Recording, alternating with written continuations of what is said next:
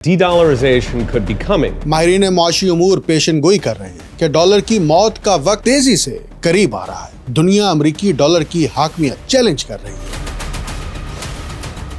دنیا کے بڑے ممالک کے فورن ریزروز اثاثہ جات میں امریکی ڈالر کے حجم اور تناسب میں 57% تک کمی ہو گئی ہے۔ Our currency is crashing and will soon no longer be the world standard. Trump کی دھمکیاں، ٹیرف پالیسیوں اور طاقت کے عسکری استعمال کے رویے امریکن ایکسپشنلزم کو زمین بوس کر رہے ہیں۔ پیٹرو ڈالر اور امریکی ٹریجری بانڈز کو اقتصادی استحکام کے طور پر خزانے میں محفوظ رکھنے کی پالیسیاں دنیا کی حکومتیں اب ترک کر رہی ہیں۔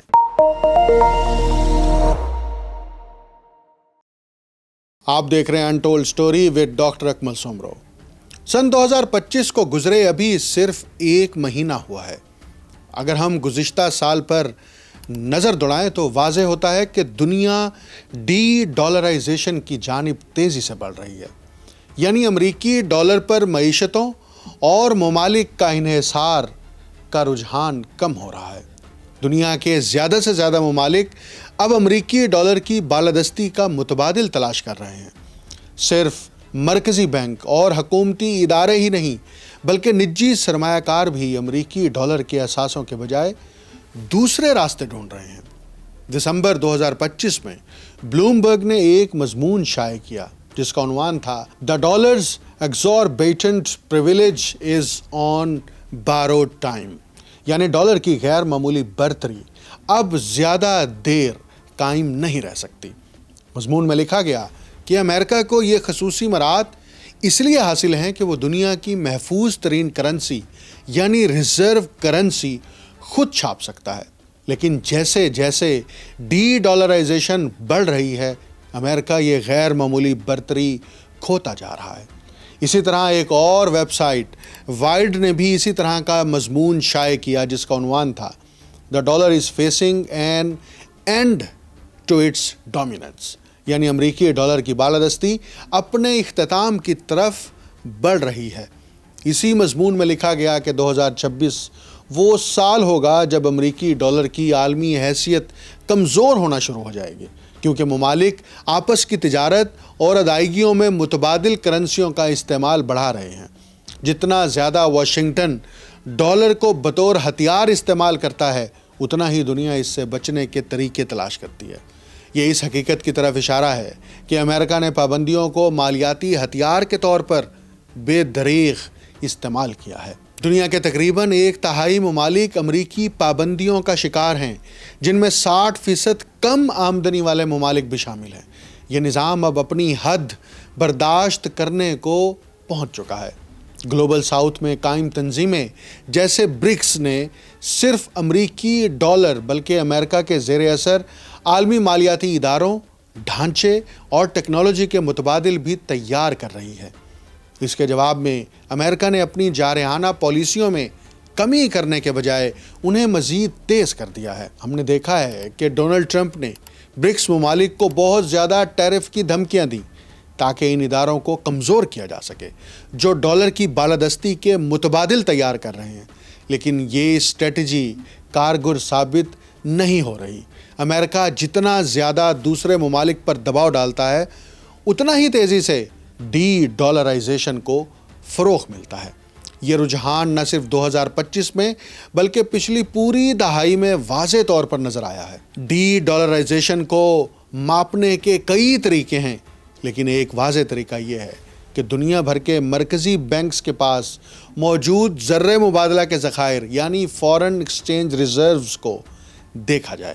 گزشتہ دہائی میں غیر ملکی مرکزی بینکوں یعنی وہ مرکزی بینک جو امریکہ میں نہیں ہیں دیگر ممالک میں قائم ہیں، ان کے ذخائر میں امریکی ڈالر کے اثاثوں کا تناسب نمایاں طور پر کم ہوا ہے۔ 2025 کی تیسری سہ ماہی تک فورن سینٹرل بینکس کے زر مبادلہ ذخائر میں امریکی ڈالر کا حصہ 57% سے بھی کم رہ گیا تھا۔ اگر اس کا گراف دیکھا جائے تو واضح ہوتا ہے کہ یہ رجحان 2026 میں بھی نیچے کی طرف جائے گا اور مستقبل میں بھی جاری رہنے کا امکان ہے۔ یہ بھی واضح رہے کہ اس اعداد و شمار میں سونا شامل نہیں ہے، کیونکہ یہاں صرف کرنسی کی بنیاد پر موجود ذخائر کی بات ہو رہی ہے۔ در حقیقت 2025 میں سونا امریکی سرکاری بانڈز یعنی US ٹریجریز سے بھی زیادہ اہم محفوظ ایسٹ بن گیا تھا، جسے سینٹرل بینک اپنے پاس رکھتے ہیں۔ ان ممالک میں سے ایک اہم ملک جو بتدریج ڈی ڈالرائزیشن کر رہا ہے وہ چین ہے۔ اس کی ایک بڑی وجہ وہ سخت ترین تجارتی جنگ ہے جو ٹرمپ نے چین کے خلاف شروع کی تھی۔ اگرچہ بائیڈن نے بھی اسے جاری رکھا، یعنی اس معاملے میں دونوں جماعتوں کی پالیسی تقریباً یکساں رہی، لیکن ٹرمپ نے اسے ایک نئی شدت دے دی، حتیٰ کہ چین پر 145% تک ٹیرف لگانے کی دھمکیاں دی۔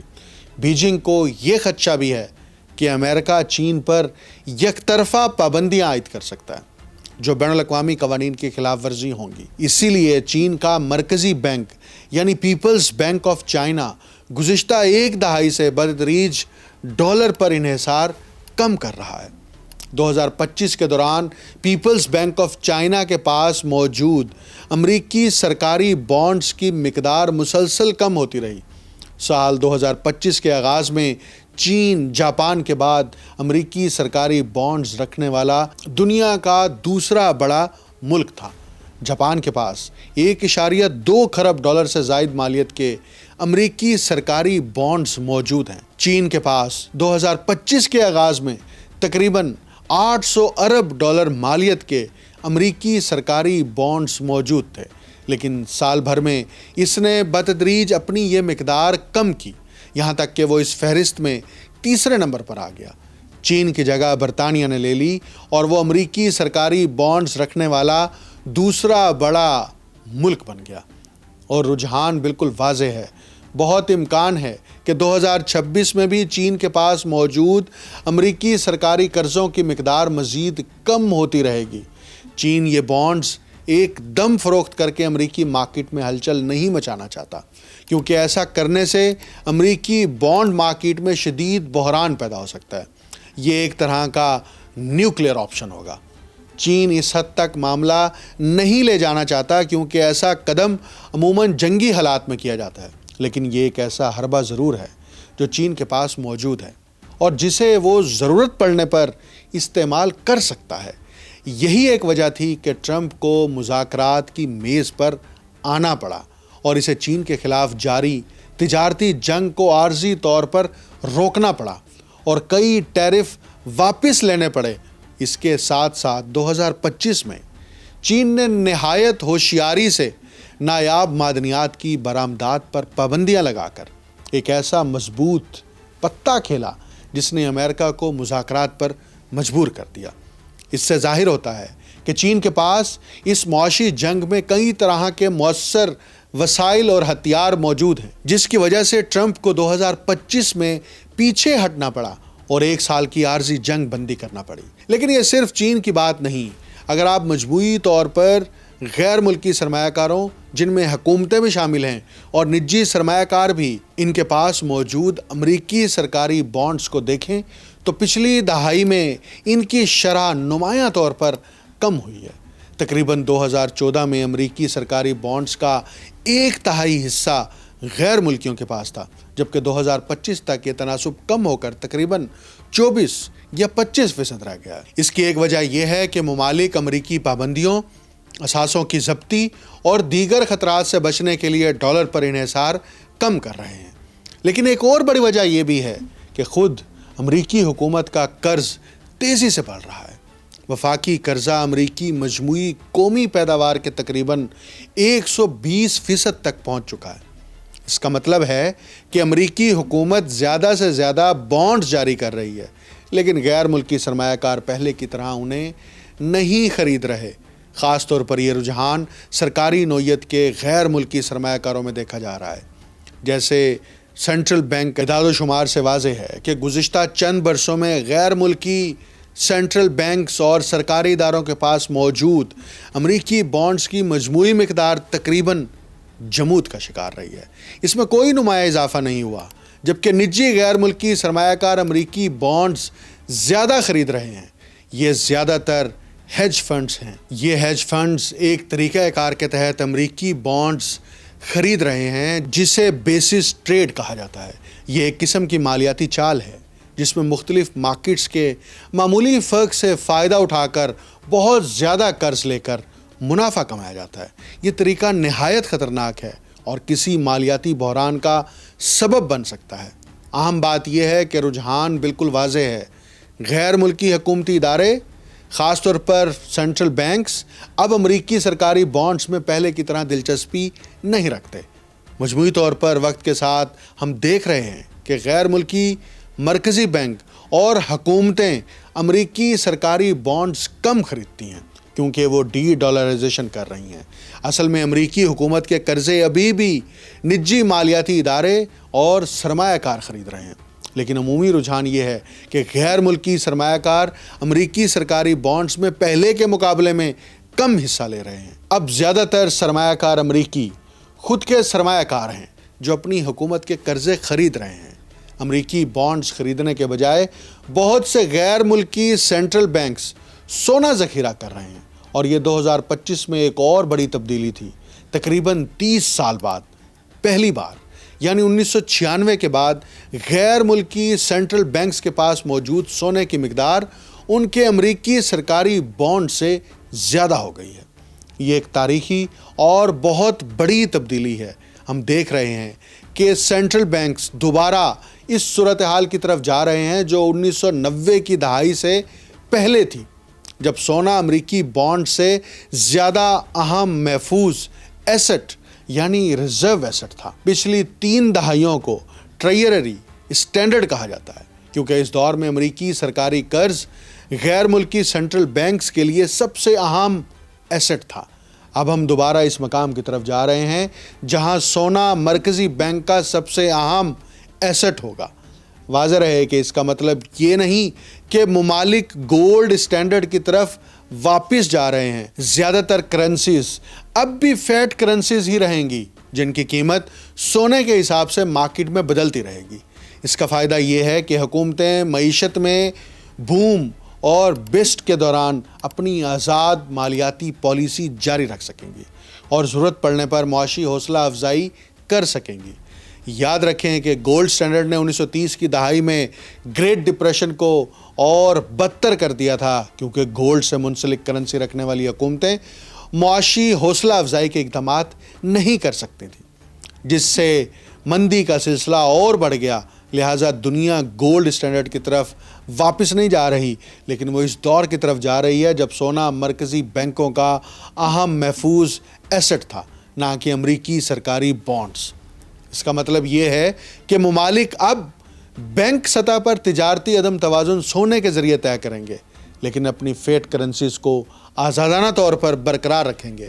کچھ لوگ کہتے ہیں کہ دنیا گولڈ اسٹینڈرڈ کی طرف واپس جائے گی، لیکن یہ مکمل طور پر غلط ہے۔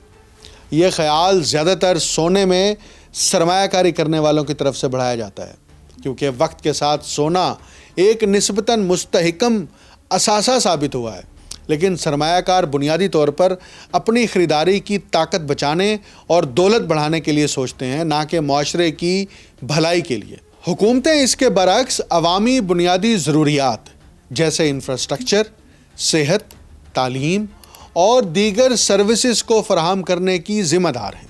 اس لیے اپنی آزاد مالیاتی پالیسی بہت ضروری ہے اور حکومتیں اسے قربان نہیں کریں گی تاکہ ایک ایسا پرانا ڈی فلیشنری نظام دوبارہ نافذ ہو جو صرف چند امیر اشرافیہ کے فائدے کے لیے تھا، جن کے پاس سونا تھا اور وقت کے ساتھ وہ مزید امیر ہوتے گئے جبکہ معیشتیں کمزور ہو گئیں۔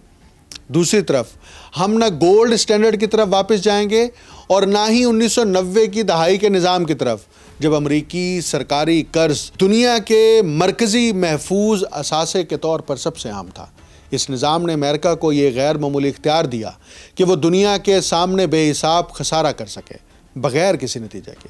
دونوں دور ختم ہو چکے ہیں، گولڈ سٹینڈرڈ ختم ہو چکا ہے اور امریکی ٹریجری سٹینڈرڈ بھی ختم ہو چکا ہے۔ سونا اہم محفوظ اثاثہ ہوگا اور دیگر کئی کرنسیز میں مبنی اثاثے بھی ہوں گے، نہ کہ صرف امریکی ڈالر۔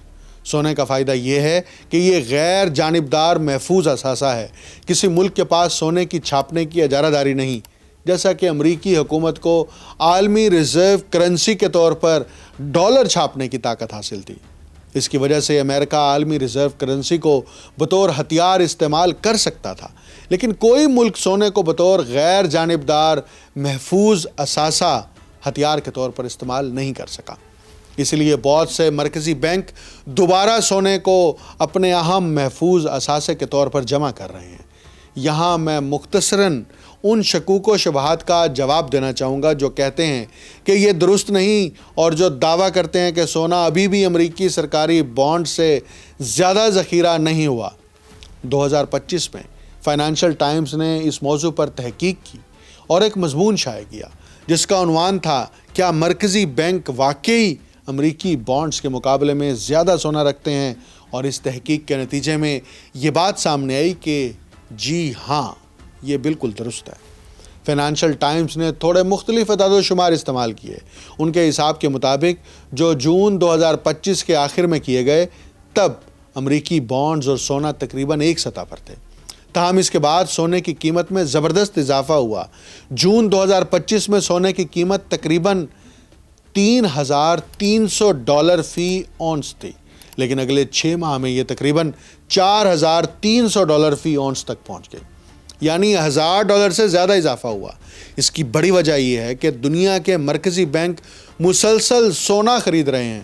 یہ خریداری زیادہ تر قیمت کی پرواہ کیے بغیر ہو رہی ہے۔ مرکزی بینک سونا قومتی سلامتی اور معاشی استحکام کے لیے خریدتے ہیں، قیمت کی فکر نہیں کرتے۔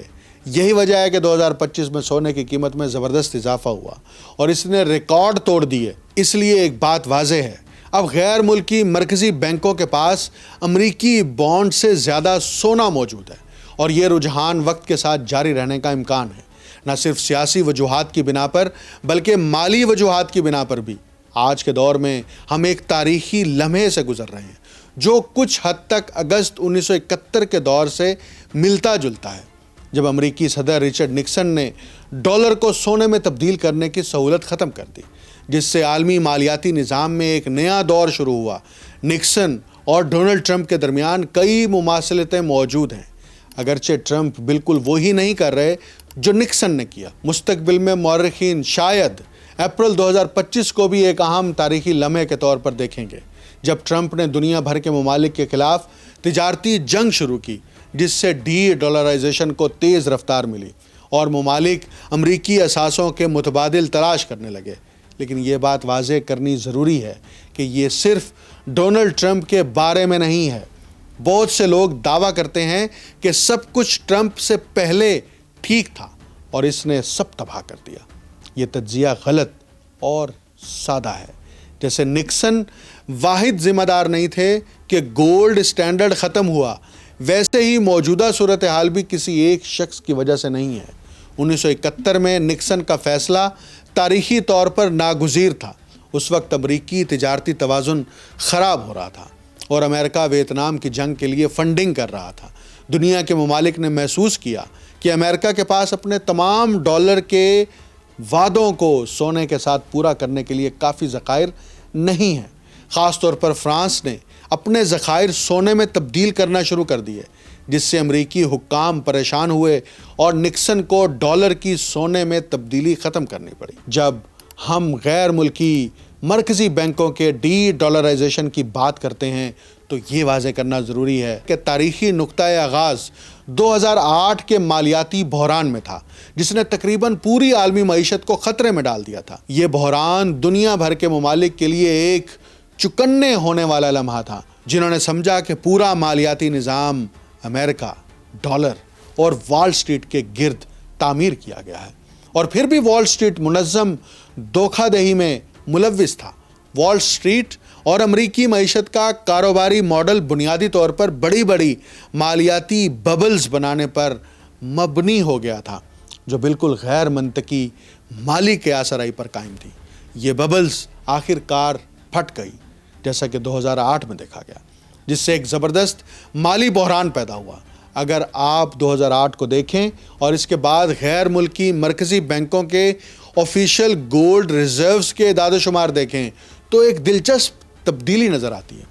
2008 سے پہلے مرکزی بینک سونا بیچ رہے تھے اور اپنے مجموعی سونے کے ذخائر کم کر رہے تھے، لیکن 2008-9 کے بعد اس امریکی مالیاتی بحران کے بعد غیر ملکی مرکزی بینک اپنے سونے کے ذخائر میں نمایاں اضافہ کرنے لگے۔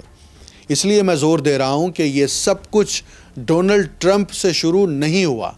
ڈی ڈالرائزیشن ایک رجحان ہے جو گزشتہ دہائی سے جاری ہے، لیکن ٹرمپ کی انتہائی جارحانہ پالیسیاں اور تجارتی جنگ نے اس رجحان کو تیز کیا ہے اور نئی سطحوں تک پہنچا دیا ہے۔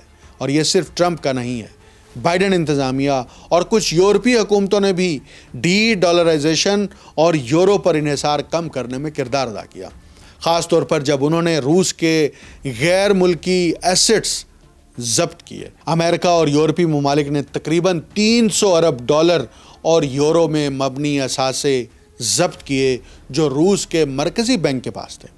یہ واقعہ دنیا بھر کے ممالک کے لیے ایک بڑا چوکنے ہونے والا لمحہ تھا، خاص طور پر گلوبل ساؤتھ کے ممالک کے لیے، جنہوں نے سوچا اگر مغرب روس کے ساتھ ایسا کر سکتا ہے تو ہمارے ساتھ بھی کر سکتا ہے۔ یہی ایک اور اہم وجہ ہے جس نے ڈی ڈالرائزیشن کو تیز کیا۔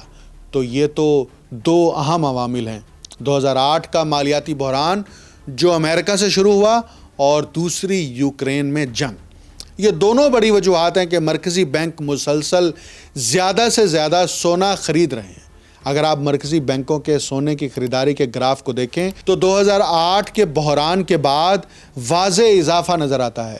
پہلے مرکزی بینک سونے کے خریدار نہیں بلکہ بیچنے والے تھے، لیکن 2009 کے بعد وہ خریدار بن گئے، خاص طور پر 2022 کے بعد یوکرین میں پراکسی وار کے دوران مرکزی بینکوں کی سونے کی خریداری میں زبردست اضافہ ہوا۔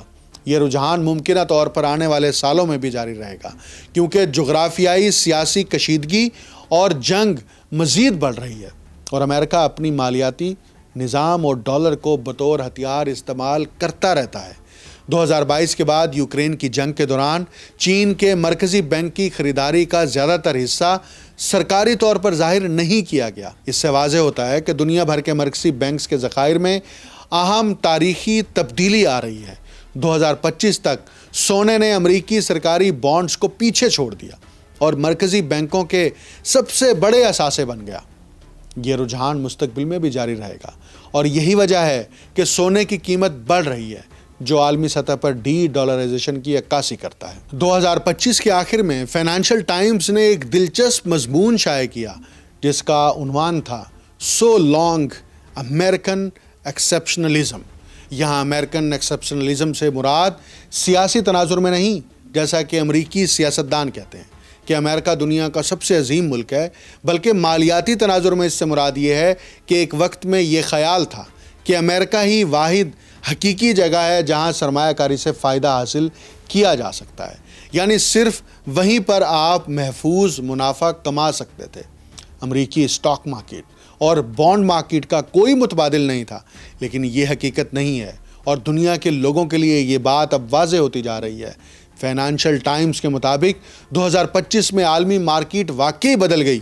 اس کی بڑی وجہ یہ تھی کہ اپریل میں ٹرمپ نے دنیا کے مختلف ممالک کے خلاف تجارتی جنگ کا اعلان کیا، جس کی وجہ سے امریکی اسٹاک مارکیٹ میں وقتی طور پر زبردست کمی آئی، یعنی امریکی اثاثے اب اتنے محفوظ نہیں رہے جتنے پہلے سمجھے جاتے تھے۔ کچھ بڑے سرمایہ کار اب محسوس کرتے ہیں کہ وہ پھنس چکے ہیں۔ اگر وہ امریکی اثاثے خریدیں تو انہیں کسی قسم کی پابندی یا مالیاتی خطرہ ہو سکتا ہے۔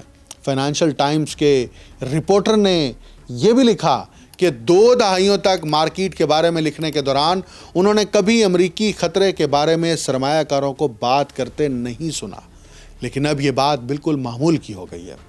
یہ صرف سیاسی خطرے کی وجہ نہیں ہے، یقینی طور پر جغرافیائی سیاسی مسائل، پابندیاں، کسٹمز اور دیگر اقدامات بڑے عوامل ہیں، لیکن اس کے ساتھ کرنسی کے خطرات اور تبادلہ ریٹ کا خطرہ بھی شامل ہے۔ مثال کے طور پر ہم دیکھتے ہیں کہ انڈیا اور روس، چین اور روس اور ایران، چین اور برازیل اپنی تجارت اپنی مقامی کرنسیوں میں کر رہے ہیں۔ اب چین کی نصف سے زیادہ تجارت SIPs کے ذریعے ہو رہی ہے، جو کہ چین کا اپنا بین الاقوامی ادائیگی کا نظام ہے، اور یہ سوئفٹ کے امریکی زیر قبضہ بینکنگ سسٹم کا متبادل ہے۔ چین امریکہ کو براہ راست چھیڑنے یا ناراض کرنے کی کوشش نہیں کر رہا، لیکن اس نے اپنی تجارت میں ڈی ڈالرائزیشن بہت تیزی سے شروع کر دی ہے، اور یہ صرف چین اور روس تک محدود نہیں بلکہ متحدہ عرب امارات اور انڈیا بھی اس میں شامل ہیں، اور یہ دونوں ملک برکس کے رکن ہیں۔ انڈیا برکس کا بانی رکن ہے، اور اب UAE بھی برکس کا رکن بن چکا ہے۔ برکس کے بہت سارے رکن ممالک مقامی کرنسیوں میں تجارت کر رہے ہیں اور لین دین کر رہے ہیں۔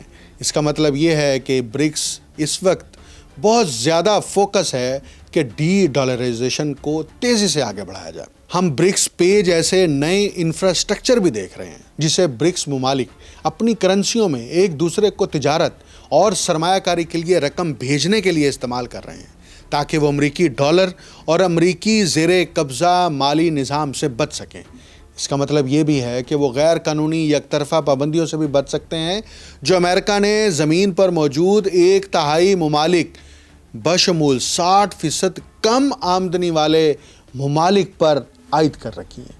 یہ ڈی ڈالرائزیشن بنیادی طور پر امریکہ کی موت ہے، اور امریکہ کا وہ معاشی نظام جو بین الاقوامی سطح پر تشکیل دیا گیا ہے، اس پر امریکی گرفت کمزور ہونے کی واضح علامت ہے، اور یہ بات واضح کر رہی ہے کہ 2026 میں دنیا امریکہ کے متبادل ایک نیا معاشی ڈھانچہ تشکیل دینے کے لیے متحرک رہے گی، اور اس میں صرف چین اور روس شامل نہیں ہیں بلکہ گلوبل ساؤتھ کے ممالک اور برکس کے رکن ممالک بھی متحرک نظر آتے ہیں۔ مجھے ڈاکٹر اکمل سومرو کو اجازت دیجیے۔ اللہ حافظ۔